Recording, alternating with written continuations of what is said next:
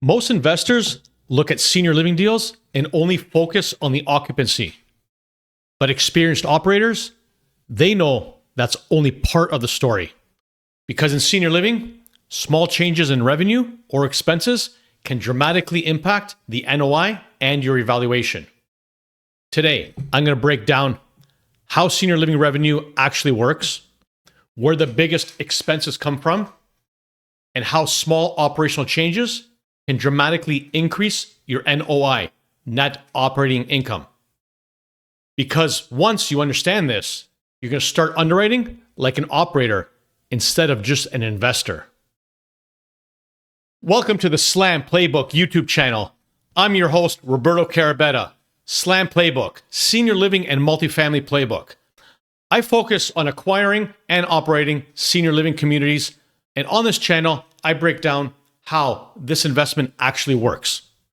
If you're interested in passive investing, senior living, and understanding real deal underwriting, you're in the right place. Now let's dive into it. Revenue, expenses, occupancy, rates, NOI, we're going to talk all about it in this section. All right, let's go. All right, so hang with me here. I'm going to talk a lot of numbers. I'm going to talk a lot of words. You might understand it, you might not. You can drop some comments. I'll answer any questions you have. But it is so important as an investor, as an operator on my side, to understand what is driving the numbers. How do I get to the end result? How do I get to these returns? This 3x multiple return, this 25% IRR, this 12% cash on cash. How am I getting to these numbers? And you as the investor have to understand the underwriting and what metrics are moving the returns. If I increase this number, decrease that number, change this, change that, what is actually happening? What strings am I pulling for my returns to be believable or to be actual or factual? So today I'm going to break down underwriting in as much detail and simplicity as I can. So revenue is more than just rent. This is one of the biggest misconceptions in senior living. Most investors, they assume revenue is just monthly rent. It may be in multifamily, but it's sure not the case in the senior living space, because senior living has multiple revenue streams. I'm going to highlight some typical revenue line items that we include in senior living. So we have base rent, we have care level charges, medication management, memory care premiums. We charge an upfront community fee and ancillary services. So any additional services, maybe it could be transportation. Maybe if we set up multiple doctor appointments, we might charge a fee for that. It might be an outing to the local diner or a shopping outing. All of these services that we're providing, hair salon, all of these services that we're providing could come with a fee. So we have base rent and we have all these other income additional fees on top of it that drive the revenue. This is multiple streams of revenue. So let's assume you have an 80-bed facility, 70% occupancy. That equals to 56 residents. Let's assume the average rent is $3,800 per resident. That's approximately $212,000 per month in base rent.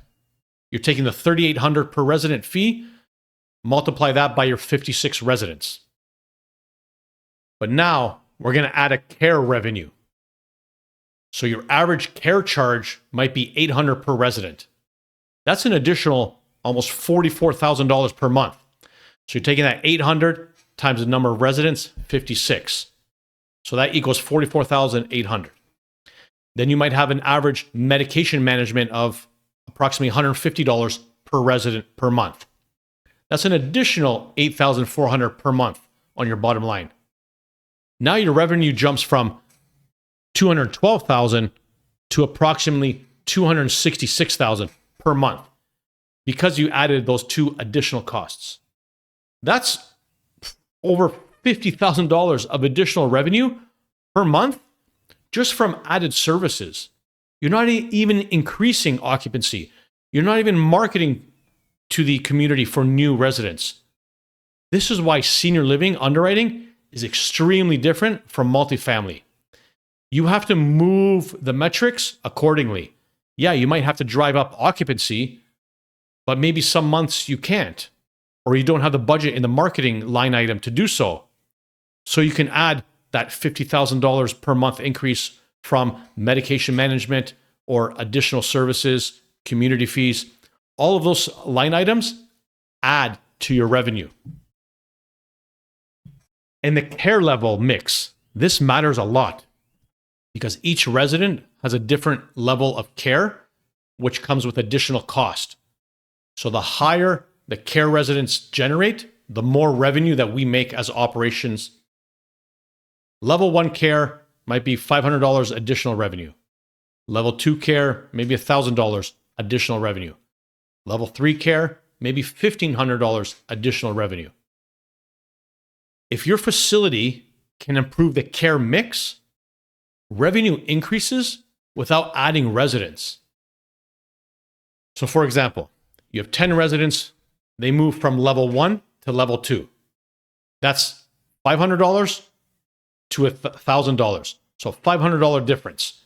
That equals $5,000 per month, $60,000 annually. So hang in here with me. So previously I mentioned level 1 care is approximately $500 per resident. Level 2 care is $1,000 per resident. So if you're moving a resident, that 10 residents that I explained in my equation, if you're moving 10 residents from level 1 to level 2, that's a difference of an additional $500 per resident per month. That's where I got my total of $60,000 additional revenue. This is just a pure operational upside play. And in our communities, we evaluate each resident biannually at a minimum. If we do see signs of memory loss or additional care needs, we can evaluate them on an as-needed basis. There's no real set rule or set obligation to us, but as a owner-operator, we evaluate every resident biannually. So they can go from a level 1 to a level 2, or a level 2 to a level 3, or they can just stay the same at the level they are. If they're doing fine, then just leave them alone. We're not here forcing them to increase from level 1, 2, and 3, but we have to assess them accordingly so that they have the right care.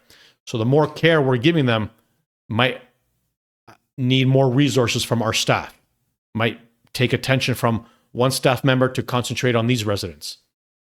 So that's a play that we evaluate on an ongoing basis, and that's an operational upside that we can add to our bottom line in the revenue section. So let's look at the occupancy. So you have 80 beds, 70% occupancy equals 56 residents. That's what I started in my first example. Now, what if occupancy increases to 85%? Now you have 68 residents. That's 12 new residents. So that's about $56,000 in additional revenue per month. That's over $670,000 additional revenue annually. You're just taking the 12 new residents at that average rent of $4,700, and that's how you get your number of $56,000 per month, or $676,000 annually. That's just from intaking 12 new residents. That's a huge hit to your NOI, a huge increase to your bottom line, net operating income. So I hope you're staying with me on the revenue generating side. So you can increase revenue from additional care levels, maybe medication management charges on multiple residents, your ancillary charges, transportation, outings, doctor's appointments. You can also increase revenue on increasing your occupancy. Yes, that takes dollars for marketing dollars, but you're bringing in 12 new residents. I just explained 12 new residents at $4,700 can bring you over $670,000 per year in additional revenue. So yes, it seems like a lot, But in the big picture, if you're increasing $20,000, $30,000, $50,000, $100,000 per year, that just hits your bottom line. Sometimes with these revenue increases, you don't even have to increase expenses. You don't have to add payroll. So these are all levers that we kind of play with in our underwriting and live at the communities to see how we can get the most money out of the operational side while still delivering the best care for the residents and also keeping a safe environment for our employees. So now let's talk expenses. So senior living is operational heavy. Yes, it's not like multifamily where you're at a 50%, 45% expense ratio. We're running at 70, 72% expense ratio in the senior living space. So typical expense categories could be payroll, food, utilities, insurance, maintenance, supplies, whether it's activity supplies, whether it's medication supplies. You have marketing expense, administrative. You have other expenses like your CPA. You need a back office manager. You need a bookkeeper. You need a CPA. Payroll is typically the largest. I'm going to say it's between, 50, 60% of revenue. We try to keep it at that 50% of revenue mark, but it's not always that easy. Sometimes you have to incentivize your staff to stay with benefits or higher pay. So that can kind of creep up month over month on your payroll line item. Sometimes you have staff turnover. So when you're hiring new staff, that comes at a cost.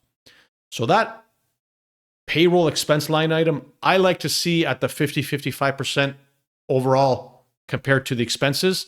But yeah, it can creep up some months to that 60% for sure.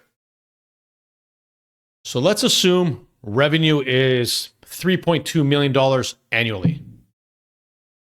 Payroll is at 60%. That's $1.9 million annually. This is why your staffing line item is so important to keep your eyes on. Yeah, you should keep track of all your expenses, and we do that. But the first line item that my eyes are drawn to is that payroll expense. Are we paying too much overtime? Are we too much leverage on our staff? Do we have too many staff on the floor? Are our staff not doing what they're supposed to do and we need more staff? All of these kind of mix up your payroll expense. So that can drive that expense line item through the roof. So let's talk about small expense changes and how it impacts our bottom line, our NOI, net operating income. So let's say you reduce payroll by 5%. Yeah, it doesn't seem that much movement. It's just 5%. $1.9 million in expenses. 5% reduction. That's almost $96,000. That flows directly to your bottom line. Now let's assume we evaluate this on a 7 cap. That $96,000 increase in NOI, value it at a 7 cap, that equals approximately $1.3 million in value creation. You've just increased the property's value by over $1 million by decreasing payroll by 5%. That's how this game works. That's how this investment works. Hit the bottom line, make your NOI grow. You have a cap rate that each market is different, but you have a cap rate that it's valued against. You divide your NOI by your cap rate, gives you your valuation. So a $96,000 increase in NOI gives you a $1.3 million increase in valuation. That's how us operators create value. Okay, another high ticket item is food costs. And you know what? Food costs are overlooked in our industry. We just think, yeah, that chef is ordering the right food, the right amount of food. Yeah, people are eating healthy, they're eating good food. But no, it's not always the case. The head cook orders the food. The operator, us, give him a budget. He now has to play with that budget to make sure his residents are getting the best food possible. Healthy, tastes good, and remember, it's 3 meals a day. So let's use an example of food costs. Let's say food costs are $200,000 annually. Let's say we reduce the food by 10%. That's a $20,000 deduction in your overall annual food cost. And you know what? Where does that go? That goes directly to your bottom line. That increases your NOI. So when you're decreasing expenses, increasing revenue, either one of those two metrics affects your NOI, your net operating income. So you have the $20,000 deduction at a 7% cap. That's $285,000 in value creation, in your asset creation. You've increased the property's value by $285,000 just by reducing your food cost by $20,000. Small operational improvements create meaningful value. Another line item on the expense side, your marketing and advertising. Marketing spend often increases in the short term, but it also improves occupancy. So if you have a great marketing director or a third-party marketing firm that you outsource, if your marketing budget allows you to expand your marketing avatar, then you can increase occupancy exponentially. You can get 3 or 4 move-ins in a month if you're targeting the right resident or the right family. So let me break it down on the marketing side. So if you're spending $30,000 on marketing, you're generating 6 additional residents. 6 additional residents at $4,700 per month per resident. That's $28,000 monthly. That's $338,000 annually. So your marketing, it kind of becomes an investment. What's my ROI, return on investment, for my marketing? It's not really an expense in my eyes. It's more of an investment on how I can achieve greater occupancy, greater reputation, and build up my pipeline for when I need to fill up those beds. Even if I'm at 100% occupancy, I still want to be marketing to some extent. I still want to have a pipeline of, hey, I got 5 or 6 potential move-ins, or 3 or 4 move-ins that are coming in about 3 months or 4 months. Because unfortunately, in this industry, you never know when residents pass. So you have to have that pipeline to fill it in. So whether you're at 70% occupancy, 85% occupancy, or even 100% occupancy, you always have to have a marketing budget, a marketing team, and your pipeline has to be full. So why do operations drive value? Senior living is business first. Never mind the real estate. The real estate is like secondary or tertiary on my mind. Senior living is a business. You're buying a business. You're investing in a business. You're earning income from that business. You're not earning income from the real estate play. You're earning income from the operational side of the business. So better operations, better staffing, better marketing, better care mix, all equal to improved NOI, net operating income. And NOI drives evaluation. You're taking that NOI number, dividing it by that cap rate. Whatever market you're in has a different cap rate, 7%, 8%, 9%, 10%, whatever it is. You're taking that NOI divided by a cap rate. That gives you your evaluation of the property, of the asset. So when you're looking at the underwriting and you're potentially thinking of investing in a deal like this, know what metrics affect the NOI, that bottom line, because your net operating income affects the valuation.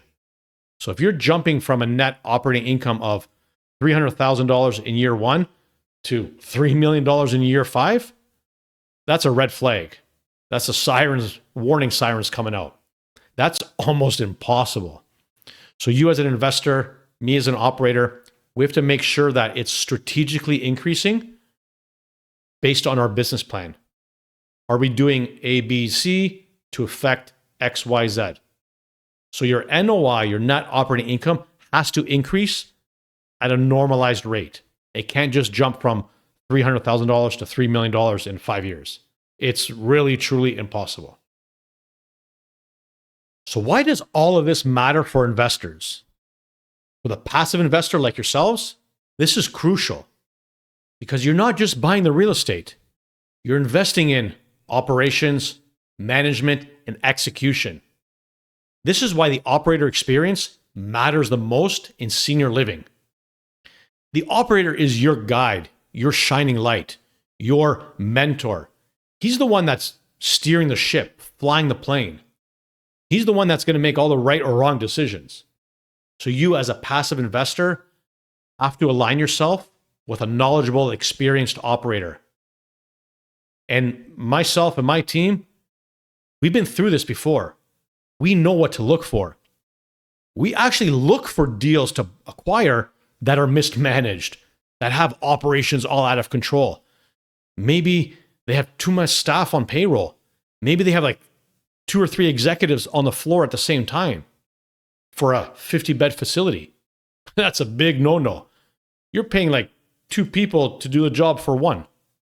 So if we see certain line items for a certain dollar amount that look too high on the expenses side, we know that we can decrease it based on our experience and our market data research.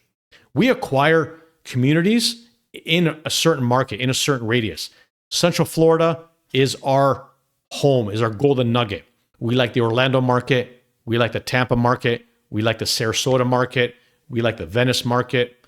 We like the Clearwater market, Brandon, Lakeland, all Central Florida, spanning from east to west coast and then up and down that west coast. They're all high growth, high valued markets. So now when we're looking at our next potential deal to acquire, we know that market. Yeah, we do our market research, we do our comp analysis, we do our mystery shopping, but we already know what that market could sustain or can achieve. And we know that staffing has to be X amount per unit. So we are the experts in that Central Florida market. So if you guys want to team up with myself, my teammate, you want to invest passively in senior living communities, just comment on here, SLF, and I'll reach out to you guys to see if it's a fit for you to invest alongside us. Senior living is more complex, but the complexity creates opportunity because most investors don't understand the operational side. Those who do can identify value where others miss. If you'd like me to break down a real deal step by step, drop a comment below. Tell me what you want to hear. Subscribe to the Slam Playbook channel for my weekly insight on senior living investments and education. I'll see you guys on the next video. Drop your comments, subscribe, like to the channel, spread the word. I'll see you guys next week on my week 8 video. Let's go.